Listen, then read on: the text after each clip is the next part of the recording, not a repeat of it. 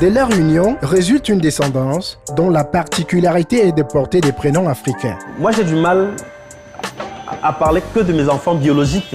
Le couple Nia a beaucoup d'enfants. Je préfère dire qu'on a beaucoup d'enfants. Enfant justement, Eric Christian Nia va faire la maternelle et le primaire et une partie du secondaire dans les quartiers voisins Mvogbeti et Touguébé à Yaoundé. 6e, j'étais au collège Fusée. C'est un établissement qui a été créé par l'écrivaine Stella Ngama. Et puis je suis parti de là pour le CES bilingue de Touguébé qui est devenu lycée bilingue de Touguébé aujourd'hui, où j'ai fait la classe de 5e en 3e, j'ai obtenu mon BEPC. Et puis après, je suis parti au lycée général Leclerc de Yaoundé, de la seconde en terminale. On se rencontre en classe de seconde au lycée général Leclerc. Il voulait absolument être journaliste. Pour ses études supérieures, ce sera l'université de Yaoundé 1. Je me suis inscrit au département d'histoire.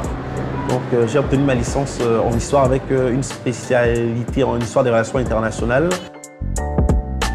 Puis, retour à Douala, à l'Institut panafricain pour le développement en Afrique centrale, où il sort nanti d'une licence. Après ma licence en histoire, j'ai pris une inscription en Master 2 à l'Institut panafricain pour le développement en Afrique centrale.